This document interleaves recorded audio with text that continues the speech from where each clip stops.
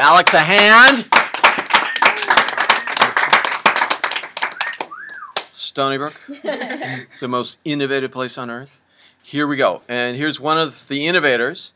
I asked Alex for credit to work on this concept. Don't steal our ideas out there. It will be patented soon and guarded with pit bulls. Which are really kind dogs. I heard that. Until you lose a face. Yeah. They used to be known as the nanny dog of America. Dude, don't even go there. So, here's the plan. I'm making this proposal for the 500th anniversary of the painting of the Sistine Chapel. Beautiful work. I went in the first time I saw it. I wept openly. Big guy, macho guy like me, weep because it's beautiful. You can't believe one guy painted this. It's all in the ceiling at the Vatican. Amazing. How many people have seen it here? 2, right? You weep openly? Thank you. Thank you. Gary wept. We all weep openly. Anyway, beautiful work, historical work. It's amazing to see what artists were like in Renaissance Italy, just the level of passion, energy that Michelangelo took. Anyway, we're making a proposal for a gallery, not the Vatican. I used to teach at a university near the Vatican. That's kind of a cool place. Maybe I'll make a proposal there. And I've asked Alex to, actually for starters, we want to animate the ceiling using the Kinect. Here's our Kinect. As the audience comes in, Winston, they'll be going around the room, projection of the ceilings, probably from projectors on the floor, up, and we want to start off. Last night, Alex animated the 2 fingers, God and Adam, coming together. What we want to do is be able to have an audience member come into the room and be not only just see animated ceiling, which is a kitschy, kid-like sort of thing, but we want to make this a refined project about you, the audience, somehow entering into the painting, knowing a little bit more. Gary said, there should be audio, of course. So as soon as the hands touch or these characters do things, we should hear audio. I don't know if it'll be Italian music or music from the era or just the poetry of Michelangelo. I think it should be like, because it's kind of like an abstract thing that's going on. Like, what if like as the fingers came together, it was like really like ambient, like airy, like. Listen, my current idea is I think I'm a programmer. So as long if we agree on this, that as much as you can move the hands around, they're always going to bounce back before touching. They have to go back to a place. Because it's almost blasphemous to actually go out and touch God. That there has to be that divide in between them. Why not you come close and then a light blinds you so you can't. Yeah, maybe at the edge of the gallery this light is going on, or maybe the great ideas. Keep them flowing. Keep flowing the ideas. I mean, then it's a rock and roll show. I've designed a couple rock and roll shows. There's smoke that comes out. You hear Deep Purple. Yeah, just kidding, God. Anyway, a lot of interesting, I call them metaphors or tropes. Tropes are things we decide as our personal metaphors. They work. So we're trying to animate maybe 4 Kinects around the room, because if we get more in, they tend to, a couple programs we had tended to, Alex, kill at a time. So here we are here. Yeah. And then you can point around your finger. Okay, yep. Alex, how did you approach this project philosophically and then in the guts of it, the code? All right, so the first thing that I did was I thought about, what it would actually look like and what would need to happen from a graphic standpoint. Cool. Because, you need to talk about what's actually on the screen. And then starting from there... Yeah, they can't be like the Mario Brothers up there, just like bobbly sort of animated characters. It's a matter of what actually appears at any one time, because you have to have the original Michelangelo, but you also need to move things around on it, so you need to work. Yeah, and like the Delphic Sibyls, I said to Alex, it would be nice if we just find some of the characters, and Michelangelo was a consummate anatomist. He drew the anatomy, sculpted the anatomy so perfect that some of the Delphic Sibyls are sitting, so they would just pivot like on their hips or some simple thing, and the points traditionally on the Kinect are like perhaps the points of just the upper torso, something like that. So then the next thing that I did was I started going about programming sort of the front end of, not necessarily as the final project, but just a demo of what would happen. So I, fired up Google image searched for the famous painting of God in Adam's hands, how they're coming close to touching. Fabulous Google image search. Threw it into GIMP. Threw it into GIMP, got out, took away the background. Yep, took away the background, got the hands out, and then I started throwing them into a program. Just for a demo program, I started using Java, which isn't necessarily the best thing. You can see here's some nice code. Oh, so you started to program it. So this could be, another wild idea. Name? Anthony. Another wild idea is like, why have this only be site-specific when it could also be controlled by people online? Mm-hmm. Ka-ching. People could go online with their Connect. Yeah, and then manipulate. And so you walk in and say, "Wow, it's pretty active today." There was a sign Lower Manhattan, Soho, of I forget what it was with the lips, and you could Twitter in to make the lips go into a smile or a frown. Mm-hmm. Anyone saw that? It was on it was on West Broadway and Grand Street. It was only up for like 2 or 3 months. It was pretty funny. The bottom part of the face was. So the more Twitter yeses that were done, the smile got bigger. Funny sort of on and off, and Java would allow for that, right? Mm-hmm. If we programmed it in Java. No, I think it'll probably be to allow certain things to interact between each other. If I get my way, it'll be in Python, I think. They're using this framework called Robot Operating System. There's a great way for things to sort of talk to each other. And what I've already done is I've created a great listener. Right now, I have you can see here, over here. There's the fingers. Here are the 2 hands, and it can listen to commands. I can currently type on my keyboard certain commands and make things move. And that's not a command. Make things move around on there. I have the 2 hands doing their thing. And far out, man. So right now, the keyboard is sending commands. But it'll be pretty easy to change it up so that it's not going to be the keyboard sending commands. It's going to be the Connect Connect device. Yep. 4 of these and connects. Okay, parse this out for me, gang. Name. Uteka. What would I mean? We want to keep it more poetic rather than like a kid game. Oh, let's make the cherubs like do their thing. No, it's like a serious work of art. It'll be more of an artistic. But how would we parse out between being site-specific and being online? How would you start that, Uteka?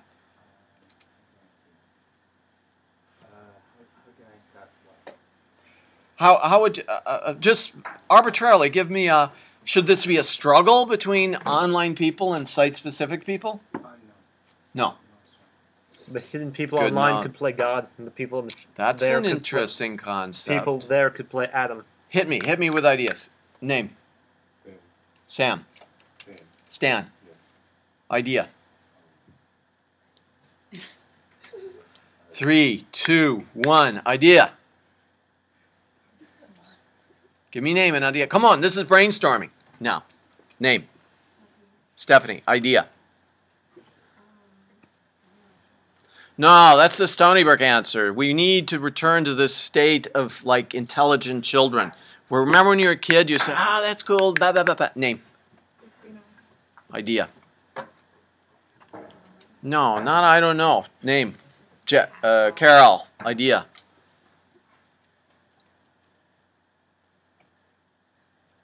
Tom. Just poop it out, people. Just poop out an idea. Yeah. Gary. You could have it where like it's not as interactive online as it is in person. Huh. Not like forcing a person to go there, but maybe more incentive to go. Because we need stickiness to the site. It's like billion people use the internet. Anyone can go on the internet, but like you also the museums themselves want to make not like saying they have to make a profit somehow. Yeah. So for their benefit, why not have it more? Well, it's all the way the heck over in Italy, in Rome, but that's a good idea. It's how to monetize it. Name. What about some sort of incentive? Yeah. Okay. Hit me with it. What? That's it. You say we could float this on Reddit or a Groupon could offer like what? A trip to Italy. Win a trip to Italy. You know. Charity? What's that? What's that? Oh, right. That donate the more you do it, the more you donate to orphans or things like that. That's a great idea, Carol. Idea. No, there's an I know. Put the child mind on. What is it? I guess if you just like, I don't know, it would be too easy if you just let people online control it. And I don't know, I think picture yourself like, yeah, I teach these creativity courses around the world, and it's like you know, it's sad when your schooling has crushed all the spontaneity out of you, and you guys are hopefully get it back in this class, or hopefully you've never had it crushed out of you. But the thing is, you walk into a room, rub your eyes and picture what it would be. You walk in a room, and this thing is buzzing. It's just humming before you even get there. You say, "Oh, come on! I've come all this way. You're gonna need me." Name. Sean. Sean. Yeah, can we make like game like one person control the Adam, one control. I like it. I like it. They're fighting it out, God and Adam. No. I don't know why I'm so stuck on like the sound, but like when I like picture this in my head, you know, like I don't even know how to explain this. Like it would be like the closer angels they get, in heaven. Yeah, like the closer they get, like it would be like surround, like. That's cool. That's like a good way to keep it like serious, like it's not like a kid game. Like you're saying, you don't want it to be a kiddie kind of. Like, and then you know what? You could actually. That's why I love going to Best Buy for, because I sit there in those chairs with the speakers, you know. We could actually position speakers around the room so that if one corner is busy, we hear this Italian poetry out of that one side. Name. Tenzin. Idea. Hit me with it. Yes, you do know. 3, 2, 1. Idea. Oh, I don't have one at the moment. Dudes, have any, Chalice. Yeah. What is the shape of the ceiling? That's a good question. It's like domed, right? Not well, they're bumped up. There's usually a class. The gallery I'm thinking of goes up like 16 feet, and there's a curve, like a barrel vault. So there's this curve, and the same thing with Sistine. It's kind of that way also. I love doing these things in older architecture, like a domed building, or I love like. What's planetariums? How many went to the Museum of Natural Science or when you were a kid? The one on 84th Street or what? Everyone did, right? That was 3 weeks ago. Epcot Center. What? You never did? We gotta go for the. Like the big bubble, I remember that. Like I was there 3 weeks ago. The big dome. Yeah. On a field trip. That's why in a dome setting would be great. Expand the idea. Hit me with it. Expand the idea out. Come on, that I don't know is the kid answer. We need joyful kids. Stan. How about that people online only interact with the people that actually did to like interact with the whole. Excellent idea, Stan. For the people at home, Stan said, the people online. Oh, that you get only part. That's a great idea. Online, you can only deal with certain amount of digits. People right there can deal with the whole body pivoting. And then have your hand go wild on you because someone online is fighting. There's a Australian performance artist named Stellark. It's a wild. I met him in Singapore. He's a wild dude. He's a famous dude. He made a third arm, right? And this was like 15 years ago. Made a third arm, a robotic third arm. And he had to live with it for like 2 or 3 weeks. That third arm was controlled by people online, right? So imagine living with this thing you can't have any control over. It's slapping you or something. I don't know. He used to be an architect. He's like a weird idea. He actually surgically implanted an ear on his arm. Google. I've seen that. Google search him, man. Stitched it on? With surgeons. He made the cartilage. They grew the cartilage under his arm. They formed an ear. The surgeons made an ear. He put a hearing device in it. So when he wanted to speak to somebody, he spoke here. And then same project. And then he put a tiny speaker in one of his teeth. There he is. Is it Stellark? Yeah, pointed out there. See it up there? I shouted into his arm, man. I just wanted to be heard. Just Why kidding. Did he speak into it, though? Here's the gig. I mean, dude, he's famous. He's like, he comes up with the wild ideas. And okay, he spoke into it because you could, yeah, but you could call him by Bluetooth. He put his Bluetooth receiver in his ear. So his cell phone was permanently in his arm. Tumors. Could pump up his arm with tumors and stuff like that. But, you know, there's the Brazilian artist Eduardo Kach, who designed a bunny. He did a project where he put photographs of his family in little pellets that size and hypodermically sent it into his blood system. You know, on a relevant medical note, Stony Brook was actually one of the first hospitals that when a person lost a thumb, they took big toe, which you don't really need that much, Whoa. and they put it on the hand as a replacement. That way you have full control over the digits of your hand and what you really need your toes for. Unbelievable. Like, yeah, I was gonna say, like, you can't walk, but at least you have your hand. They learned to walk without it. Here, you can see. I'll put photo up. Unbelievable. Ew.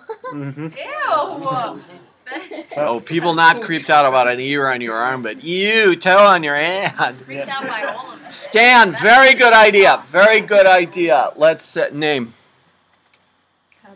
Catherine, hit us with it. Come on, the $1 million idea. Oh, come on. Winston.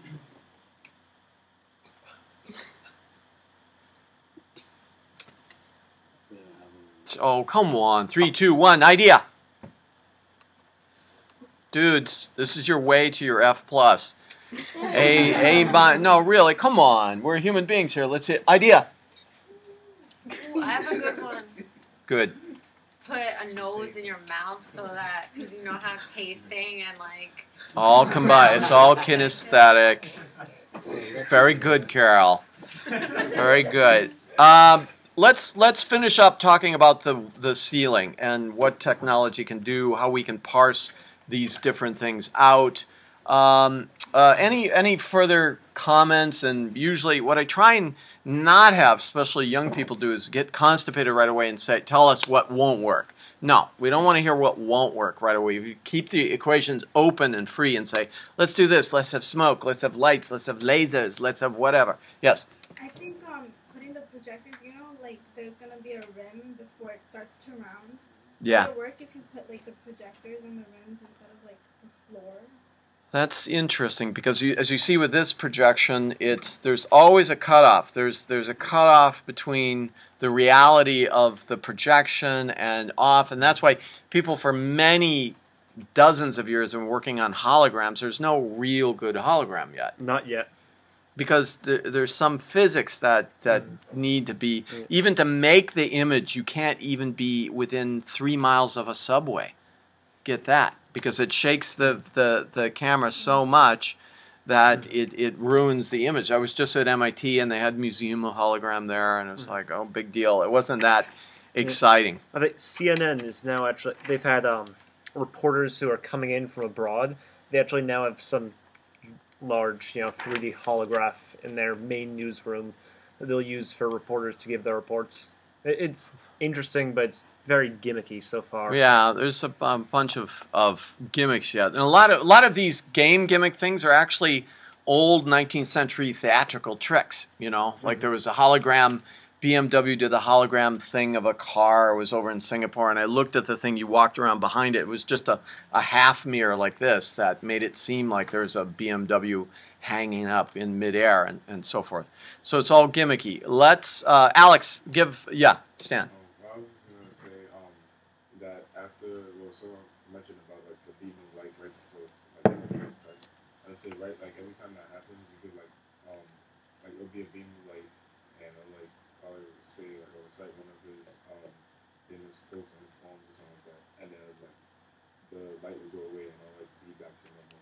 That's cool. So the thing about interactivity is actually mirroring, right? That's the thing. When we see a film rolling, it's like someone made the film. It goes from beginning, middle to end, and that's why I don't know if interactive films will ever be popular. And then you went to Avatar, you put the 3D glasses on, but it's still a film. That's a great idea, but the human mind as a mimicking animal wants to return back to like the A position, right? The beginning. Gary, you were going to say. Like we were talking about like the donations and like in regards to that, every time there's a light, maybe that like the person on the internet with one hand, the person like in the museum with the other connects. Right. They donate like a cent or something. And every Yeah, time to a charity or whatever. and, like you have like so that way the person on the internet can't just be a jerk and like just keep their hand. Or it's away from the whole ceiling's not like a soccer field where the fingers are missing each other across. All right, let's give Alex a hand. Thank you. And see you for cappuccino in Rome.